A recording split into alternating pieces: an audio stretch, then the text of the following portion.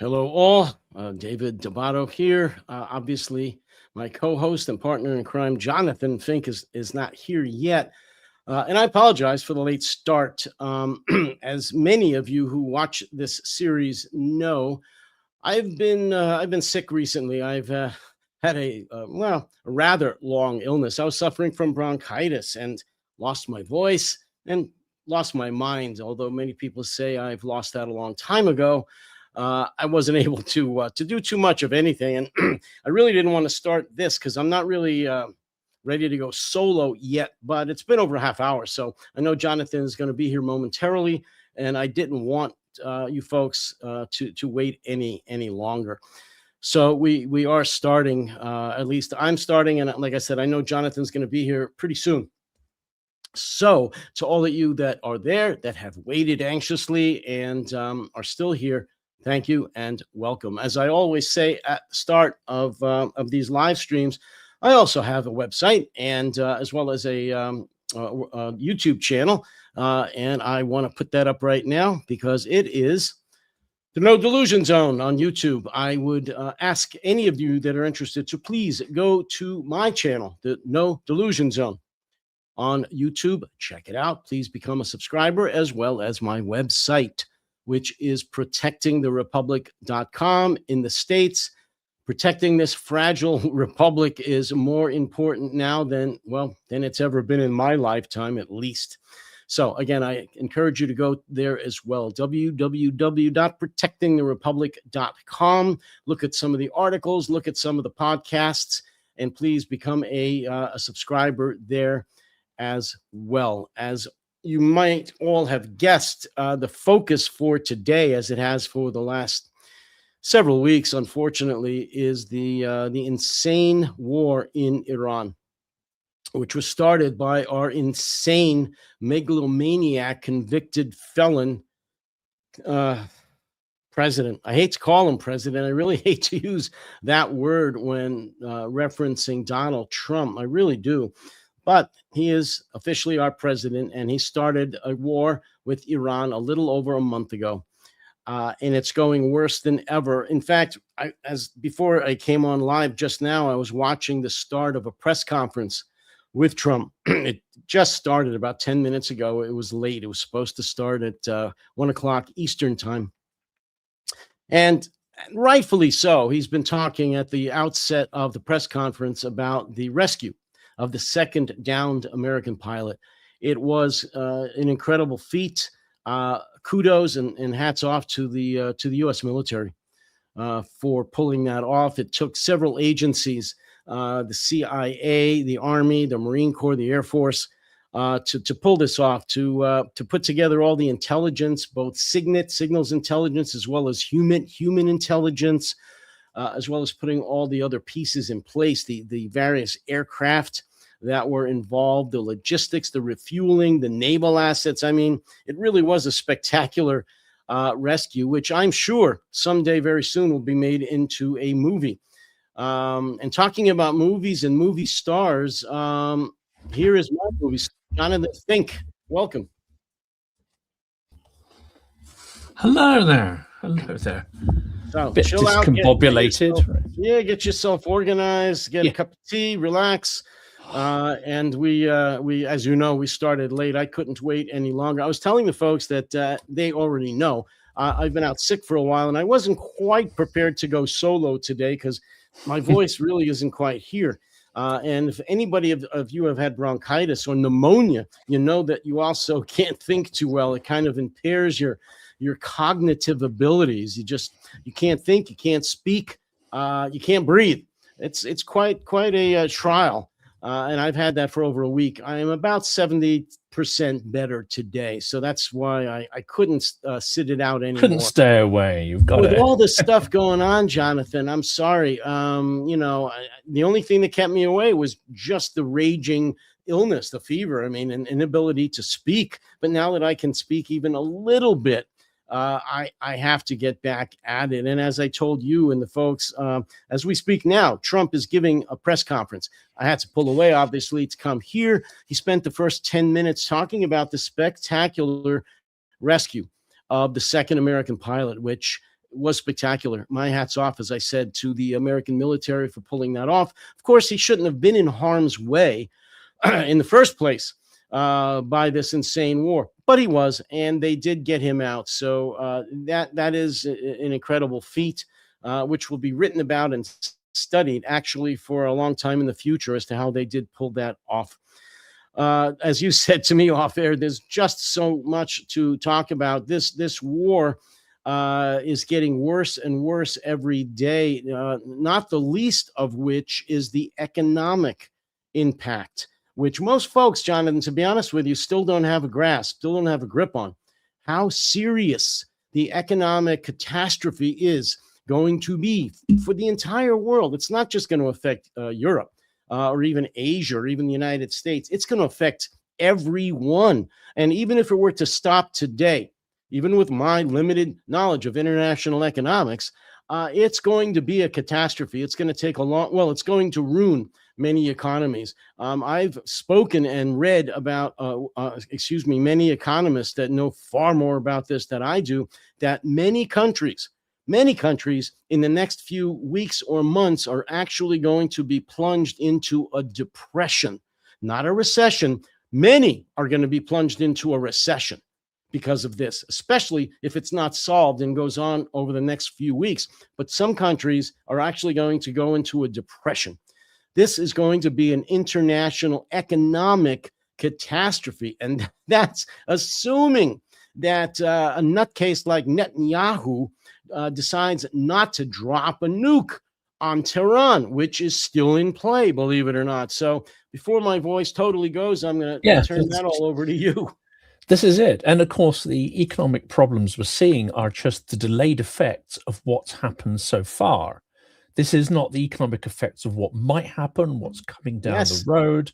And I think there are a couple of factors I wanted to talk about here. People say, well, how do you know it's going to get worse? How do you know it's going to get worse? And there is going to be delayed shock, as I say, of what's already happened, but what's about to happen is going to be far worse. Therefore, the delayed shock from that economically is going to be on even greater magnitude than what is coming at the moment. And I think there are a couple of reasons to have a degree of certainty that it's going to get worse. One is that Trump is clearly demented. There is no question that cognitively he is going downhill rapidly. But also, if you think about it, think about the pressures this guy is under, the multiple convictions that he is already under, the processes that will be launched against him if he loses control of the House and Congress when it comes to the sort of midterms coming up. If they start to launch mass investigations against him, you can just imagine what that's going to do to his psyche. And he probably is already under a degree of pressure from that expectation already. There is other expectation and other pressure to try to gerrymander and swing the process and steal the process. That, let's face it, even for a criminal like Trump, that is going to apply a certain amount of pressure, because if you want to gerrymander and steer the process or create a provocation that allows you to somehow influence or manipulate the election, you are still taking a substantial risk by entering into such schemes. So all of this adds psychological pressure to him. It's all building up. He's created a massive house of cards. The only thing he can do is keep piling more and more cards on top and hoping that that edifice doesn't collapse. Ironically, Putin is in exactly the same situation. And Netanyahu too. We have 3 war criminals who are now, I think, committed to doubling down on their criminality in order to stay in power and so that consequences do not catch up. That is why I think this is an incredibly combustible situation, and why the normalization of the media is really not helpful at this juncture. We have to look at the commonality between Putin, Trump, and Netanyahu. 3 criminals evading consequences by engaging in warfare and doubling down and doubling down and doubling down, because that's the only tool left to them. Well, I'm going to jump in there and agree with you on one point specifically, and that's the lack of media attention on this, the lack of media focus. Of course, they're reporting on it, but superficially. They're not getting behind what the most important aspects are, some of which you've just laid out. I mean, as simple as that may sound, that we've got 3 convicted war criminals conducting wars. And the reason for these wars is pretty simple. I mean, they're diversions. Of course, there's other reasons. Putin, has invaded Ukraine for his own megalomaniac rewriting of history reasons. But the point is, you've got 3 people, and I'll be just pretty simplistic about it, who want to stay out of jail, who don't want to go to prison, because each one of them, and specifically Netanyahu and Trump, if they lose the next election, they're gone. As you said, there's going to be major investigations on top of the investigations that have already convicted them.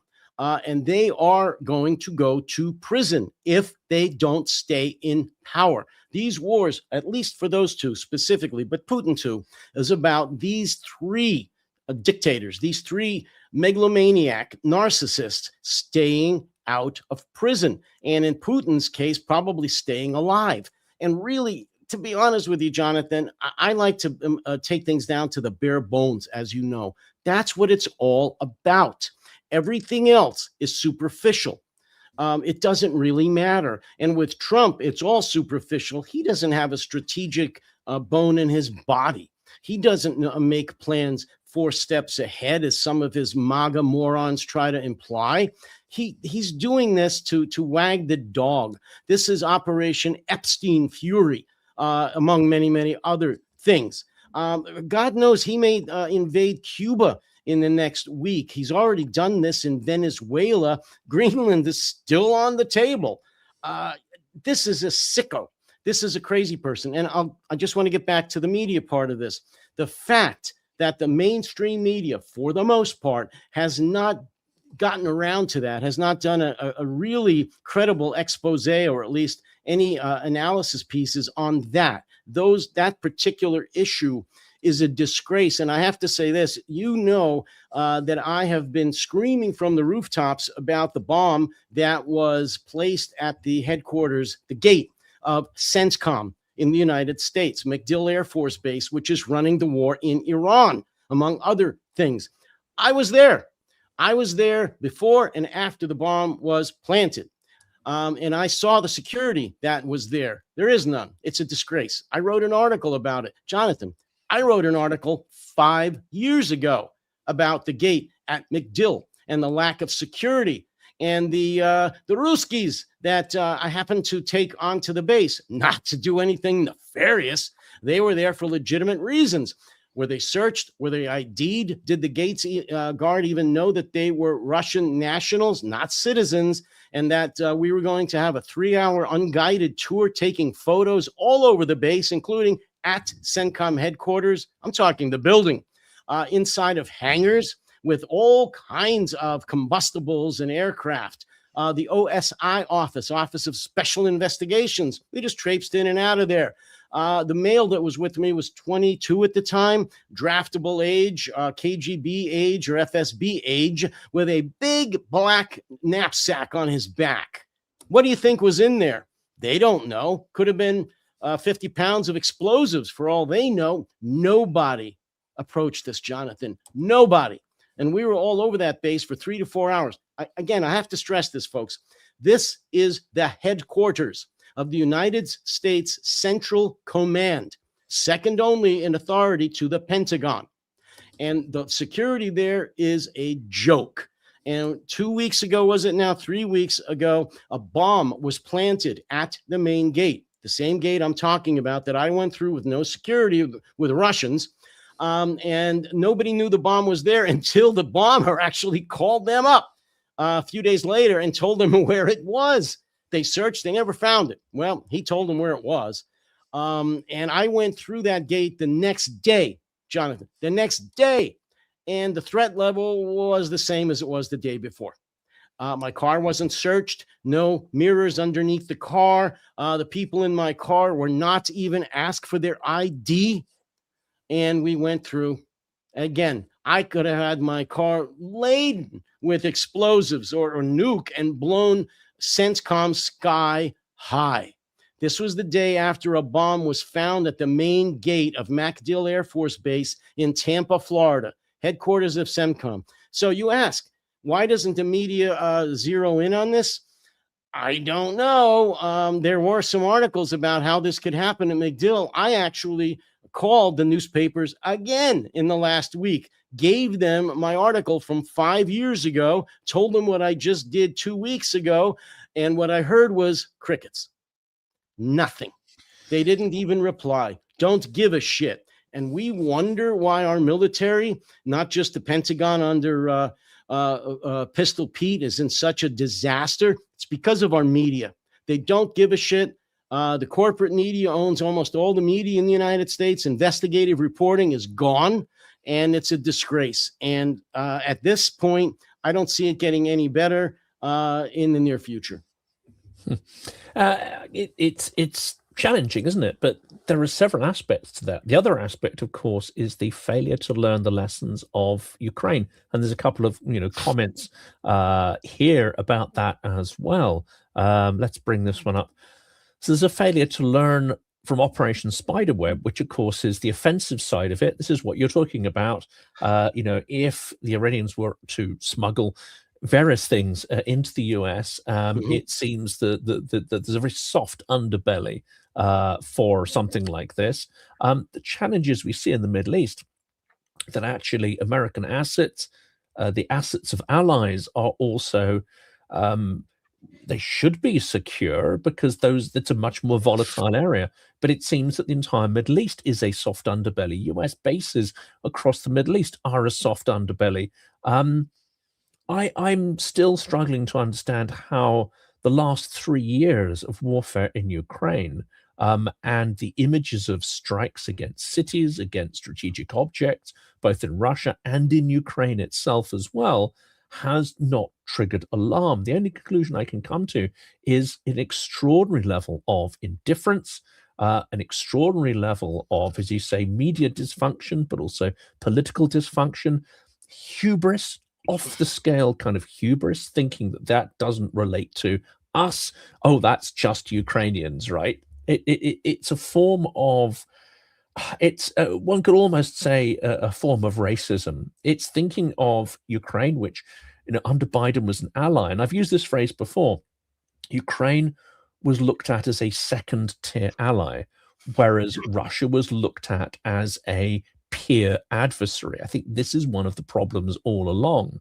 And now, and this isn't just a Trump problem. I mean, this has gone back several years. I think it's a problem with Europe as well.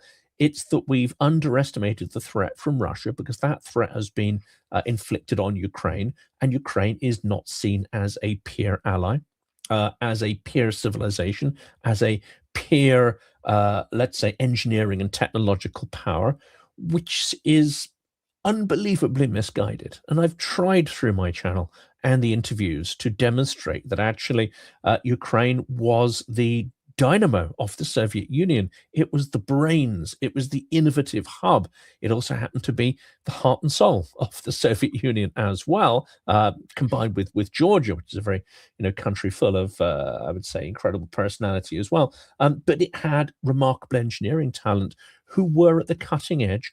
Russia would not have had the space program it had, or the successes that it had, without Korolev, who was a Ukrainian brain at the center of it. But we've ignored all this stuff. We've ignored all this stuff through our incredible hubris and arrogance and lack of imagination, and, dare I say it, a form of prejudice. Well, yeah, I mean, today, and I know this for a fact from my, my daily interactions with various Russians in Russia and in the States, they still look down their noses at Ukraine, despite all that's happened. Not all of them, of course, Jonathan, but no culture is a monolith. But for the most part, the Russian people still look down their noses at Ukraine. And I can't tell you how that pisses me off, how that makes me angry. But it's a fact. And that's nothing new. I mean, this is hundreds of years old. but it still exists today, which is, in my opinion, and I've written and spoken about this, a major part of the reason why the war has lasted this long, and why it has, well, again, not as a monolith, but why such a large number of the Russian people support the war. Because to them, the Ukrainians really should learn their place. I've heard that phrase from Russians. They should know their place. How dare they? You know, and similar kinds of terms. It's unfathomable to me. But then again, I live in a nation where today the racism is rising its ugly head again. And I'm hearing phrases like, why don't they meaning Black Americans, African Americans, why don't they learn their place again? Or finally, they will again. Trust me on this. This is happening here because of the MAGA and the Trump administration and the South rising again. We're in trouble all the way around. It's not just in Ukraine and in the States or Europe. It's right, the far right nationalist view of the world, unfortunately. And it's interesting in some ways because it's not confined to America. It's not even confined to MAGA. There's a certain attitude there, which I mean, I think Timothy Snyder is very eloquent on this. It harks back to an imaginary golden age, which never existed. It harks back to, you know, it's not a forward-looking, it's not a progressive mindset. It's a sort of form of toxic nostalgia. Which can only in the present express itself in terms of prejudice and negativity, looking at the world as a set of limited opportunities rather than, you know, an open canvas that we have agency and influence over. But it comes from a number of things. In fact, it is partly in reaction to the extreme lack of imagination and this sort of dull managerial mindset of many of our leaders and those who are in charge of our bureaucracies, which are actively, I would say, shutting down opportunities for people, shutting down democratic expression. And even if they're not openly corrupt or nepotistic, they're certainly not dynamic. And it's that lack of dynamism which is pushing people to extreme points of view and this toxic nostalgia, neither of which, of course, are going to solve the problem. Ukraine, to an extent, shows us how you solve these problems, and it's through radical decentralization. It's through having a very active exploration of your national identity and culture. It obviously helps to be post-imperial, as in the colonized. The colonizers tend to have a lot more problems in addressing these kind of issues and creating a post-imperial identity for themselves. But we have to grapple with these things. Otherwise, the toxicity is just going to eat us from the inside outwards. But you also talk there about this sort of attitude, harking back to the second-tier ally, first-tier adversary. And you talked about the sort of attitudes you'd heard towards Ukraine. Well, unfortunately, and I had a good friend, Cormac Smith, on the channel recently, a fantastic sort of Irish guy who was a civil servant. He was seconded to a Ukrainian foreign ministry for a period, one of the only foreigners to actually have been seconded to a Ukrainian ministry to work on their comms. This was before the full-scale war. And he relays often what you're doing there, which is relaying some of the stories that he heard from inside the bureaucracy, inside the Foreign Office, and the attitudes, frankly, absolutely stink. And they talk to that idea of hubris, that idea that really there's nothing to learn from the Ukrainians. The learning only goes one way. It's them learning from us. We have all the solutions, etc. And unfortunately, that mindset seems to persist. It persists in a way that prevents us from reforming, prevents us from innovating, prevents us from opening our eyes and seeing that Ukraine has achieved something extraordinary. And I'll throw a figure in here. Around 80 to 90% of the objects thrown at Ukraine from Russia, whether it be sort of missiles, cabs, that's sort of glide bombs, whether it be drones of various types, 80 to 90% are being interdicted. That is an extraordinary rate. and it talks to an incredible infrastructure that has been built, an infrastructure that involves many hundreds of thousands of people in terms of building it, manning it, as it were, or personing it, rolling it out every night across a vast territory. If we're not prepared to learn from that clear and obvious success, then I fear that we're not really prepared for when this same assault is thrown at our cities. And that is not just an impossibility. I think it is a very high probability in the coming 18 months. Well, I agree with you. And I was just going to pull up a couple of, in fact, let me try to get that here. Yeah, look, we've talked about the absolute, well, I did anyway, the extreme right, the failure of the media, the what I consider the mainstreaming of violence and crude and rude behavior. And we're not just seeing this here, Jonathan, of course. We're seeing this all over Europe, for example, with the AfD and some other far right-wing groups. Political violence, threatening your opponents, not just disagreeing with them anymore. Oh, no. You can't disagree on policy or agenda. You need to threaten them outright and their families, and to encourage your supporters to get them physically. And so I just want to throw up a couple of brief pieces here about that, because I believe the acceptance of violence and crude and rude behavior by the far right and the public in general, and the media not calling this out enough or at all, and letting it seep into the culture, not just in America, but of Europe. I just want to play a couple of brief pieces on this. One is the lovely Easter statement that Donald Trump put out.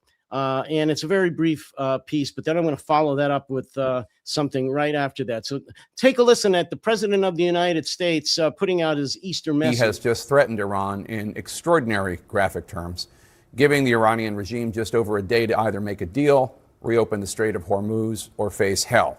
If your children are watching, be warned, the president did not use polite language. Quote, Tuesday will be Power Plant Day and Bridge Day, all wrapped up in one in Iran. There will be nothing like it.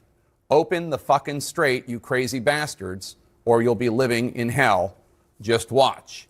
We should note that destroying civilian power infrastructure is generally considered to constitute a war crime under international law, though. And it ends shortly thereafter that. That was the President of the United States, or a quote from the President of the United States on a mainstream newscast here. And let me follow that up briefly with a follow-up by the far right to the President of the United States using such language and also threatening war crimes. This is what we're dealing with, Jonathan. This next clip, this is MAGA in all its glory. To the colorful language that he used in the Truth Social post. Watching all these libs freak out over it, to me, is really something. These are the same people that defend globalize the Intifada. These are the same people who call our ICE agents the Gestapo, that call us fascists, Nazis, Hitler, who throw rocks at our ICE agents and bottles at police horses, okay? So he used a word that you don't like, which, by the way, a number of Democrat political candidates have put out official campaign videos saying F Trump.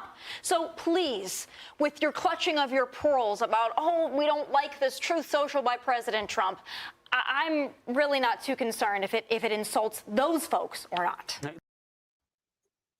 I mean, I don't even have words for that except to say that I'm sorry this person even breathes my air.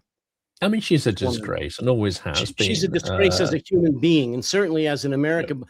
But Jonathan, this is what we're dealing with in America. This is she represents if Barack Obama in his inaugural address. Imagine Barack Obama came out and said something even vaguely similar. They would lose their minds. This is hypocrisy of the first order. But they're so far past hypocrisy. They know that and they don't care. This is the view. This woman. Of tens of millions of Americans who are going to be voting in the next election. I would expect that more people will vote for Donald Trump and Republican candidates in the next election than before. All the hype that you see on mainstream media about how it's going to be a Democratic blowout, of course, I pray that's true. I don't believe it. Not only do I believe the Republicans under MAGA are going to control the elections and not allow a fair counting of the votes, I don't believe that the Democrats are going to get out the vote enough to even win in a legitimate election or a counting of the election. So she represents MAGA today. She represents at least 50% of the American people today, the American voters, and I believe she represents the future of America. Is that not scary?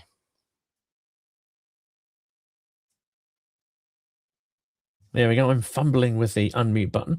Yes, it is. And it's in the context of a number of things. And again, for those who don't pay attention to this, and actually on the Liberal side, there's been quite a lot of disquiet and pushback on Timothy Schneider, who's been talking about, he's been saying, in the wake of Orban and this rather pathetic kind of provocation that's been launched just 7 days before the election, he's been, I think, rightly pointing out that if autocrats or would-be autocrats follow the Kremlin playbook or the Kremlin toolkit, then there are a set number of tools within that.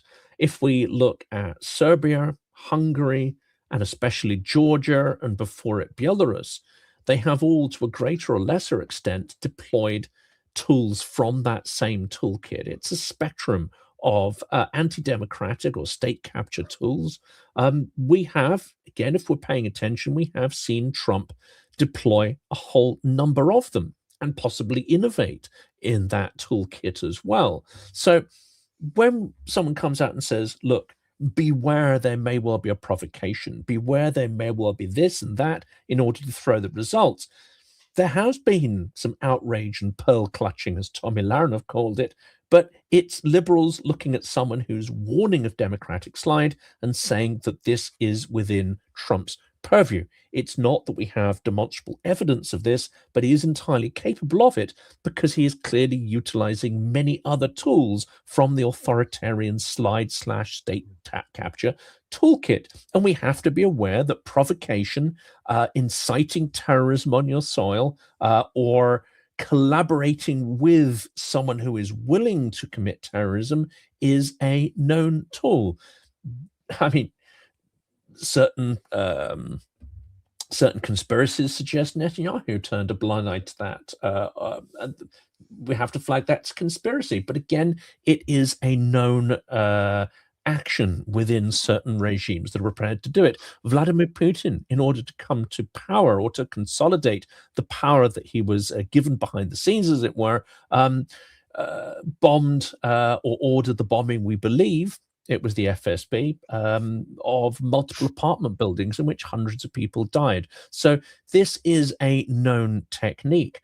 And in Russia as well, we had the bombing of Nord-Ost, which was a theater, again, in which many, many people died. We had Beslan. There are a number of incidents where one could argue the horror was either enabled or turned a blind eye to, or once it was unfolding, there was a sort of callous and maybe even purposefully incompetent way in which they were dealt with in order to maximize the body count to then use those as a psychological tool to entrench a regime. So none of these are inconceivable, let's say, and it's right to point out that these are possibilities. Again, there is another conspiracy that the assassination attempt, the last one against Trump, may in some respects have been staged. Now, we don't want, without evidence, to say any of these things are actual, but they are not beyond the realm of possibility. And we've got 7 days in Hungary. I think people,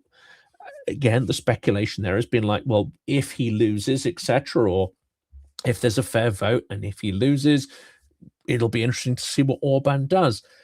If someone has signed up to the Kremlin playbook, if they have received considerable funds and support to prop up their regime, and if in turn they have supplied information intelligence to Russia and indeed conspired to propagate Russian narratives and act in favor of Russia, do we think that regime not only is going to go quietly through a valid and transparent election process, we have to ask the question, and this is a video that's going out tonight on my channel, because Georgia is the one that's not watched much at all. But we have to understand that once you have taken the Kremlin's 30 pieces of silver, you no longer have the option to give in gracefully in an election, because you will not only have your supporters behind you egging you on to try to steal that election, you will have the Kremlin saying, steal it or else.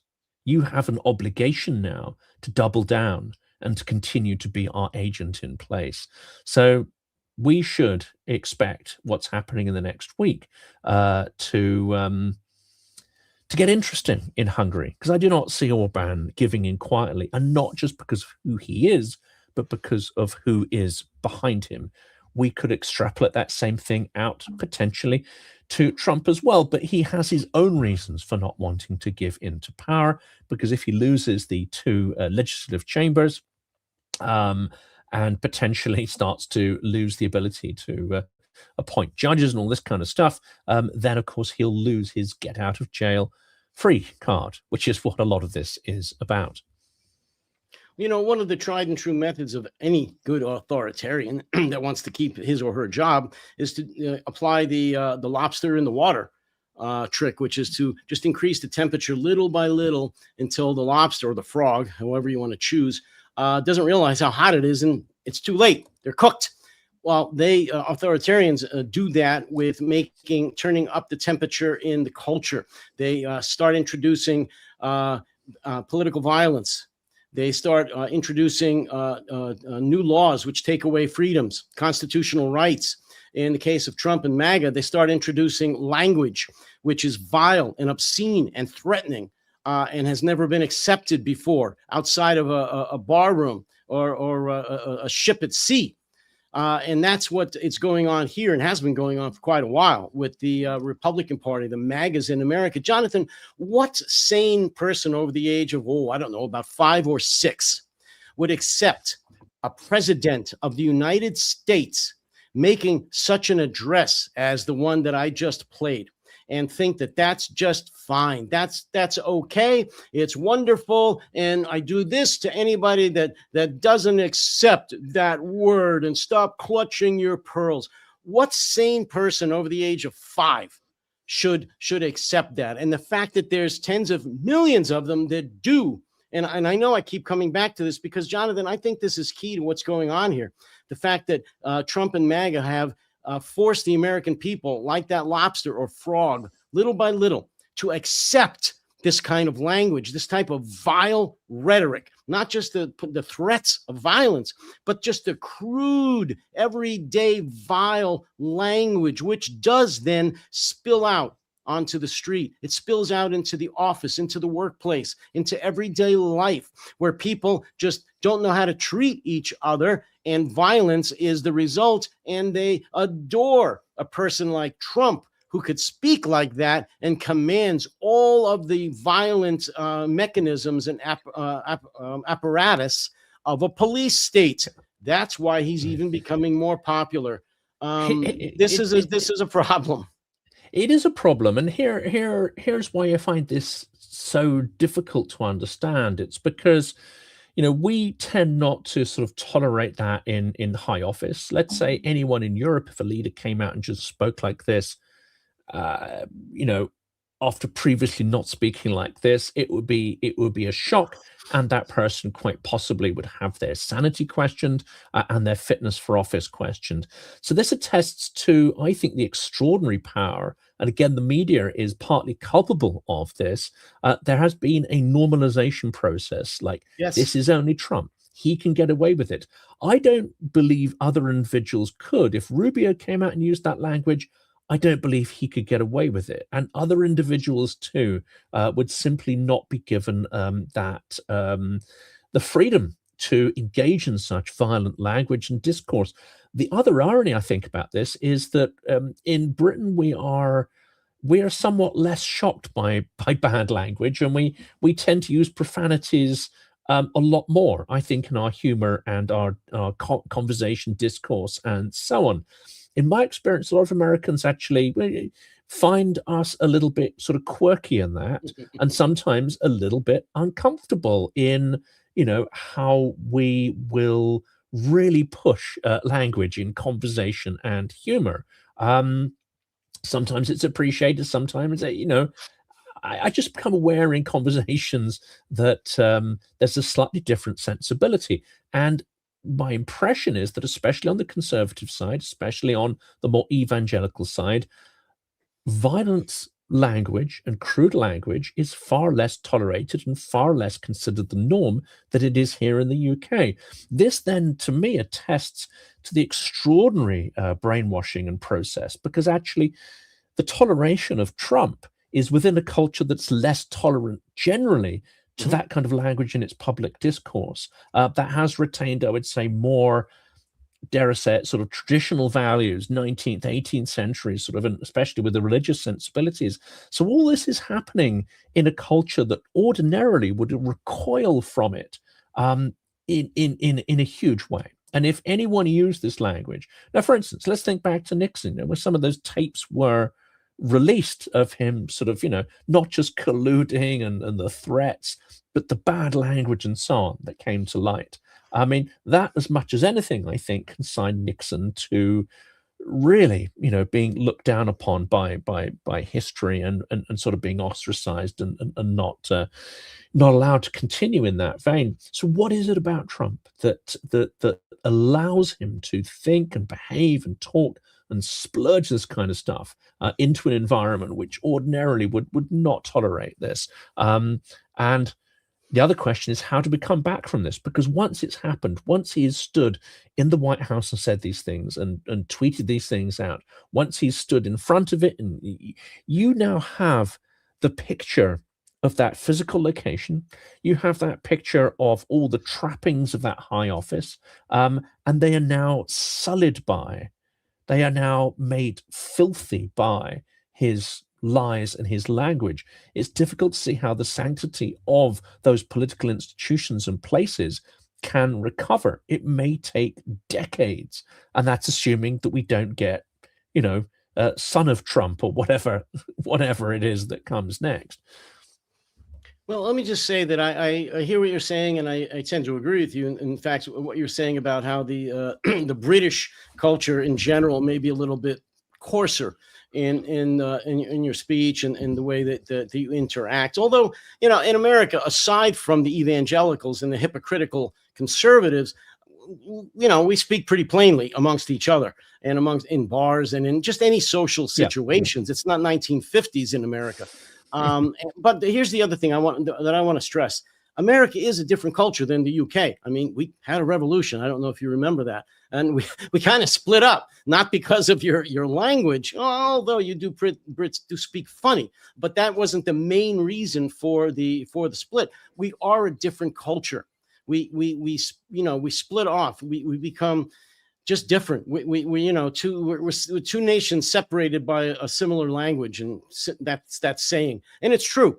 We have always held our officials at the lowest level up to the president at a very high level, meaning that they represent the ideals of America. Sure, the average American uses foul language and maybe doesn't conduct him or herself in the best way possible every day, but we expect that of our elected officials, just as, and I was a police officer, we expect that of our police officers. So when they commit crimes, when they abuse their authority, we try to hold them account. So when the chief executive of the United States, the commander-in-chief of our military, uses such crude language coupled with threats of war crimes, it offends us greatly. We don't slough it off, except for that moron, that MAGA moron woman that was in the clip that I presented.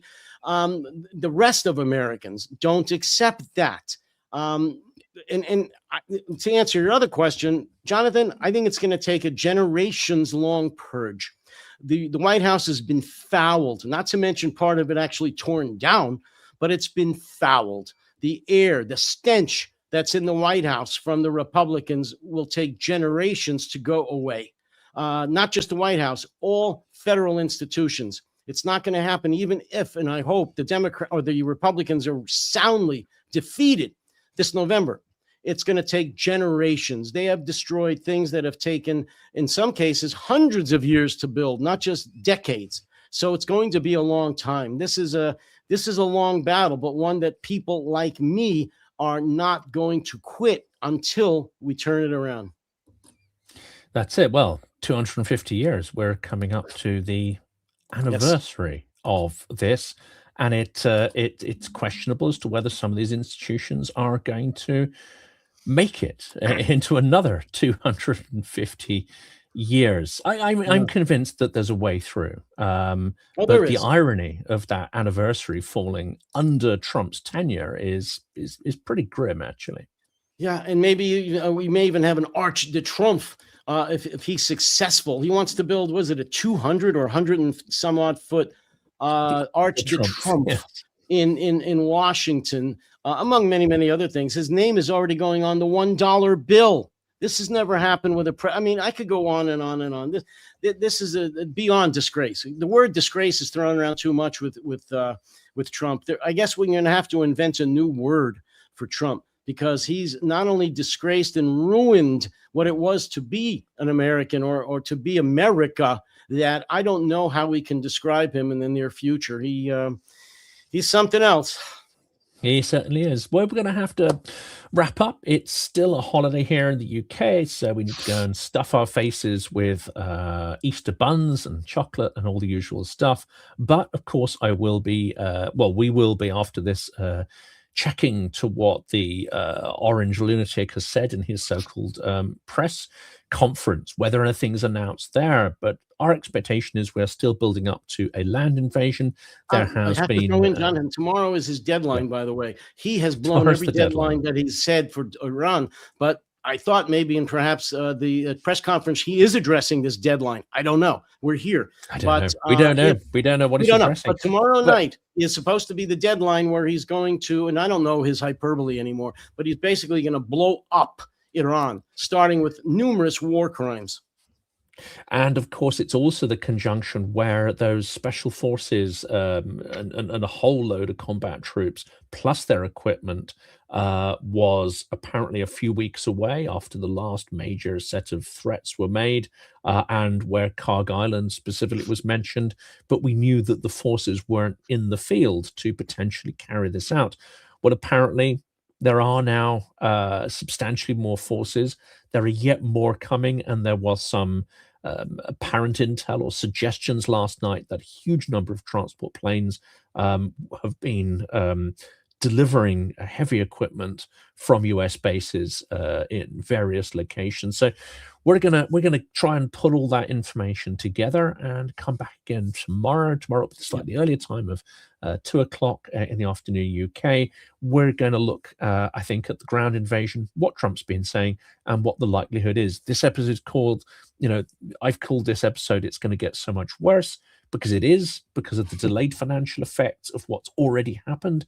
But what's going to happen on the ground, I think, is going to intensify, and there will be even greater economic repercussions. As David I want to talk about the whole land invasion, the actual invasion itself, what the strategy may or may not be, the tactics, what they may or may not be, the logistics, and what it actually entails, Jonathan, to launch and sustain a land war, an invasion like is being planned, I believe, for Iran. I'll just say right now, and we'll talk about it in depth tomorrow, we don't have enough forces there. Even if the number of forces that are en route to Iran finally arrive, I'm talking ground troops, we don't have anywhere near enough forces to pull off what I believe Trump is planning, and certainly not to hold the territory if they actually plan on occupying it for any length of time. But let's discuss that in more depth and length tomorrow. Yep, let's do that for today. That is everything, and it is grim, but I wish everyone a pleasant evening on what remains of this long Easter bank holiday weekend. For now, Happy that's Easter it. to all. Happy Easter.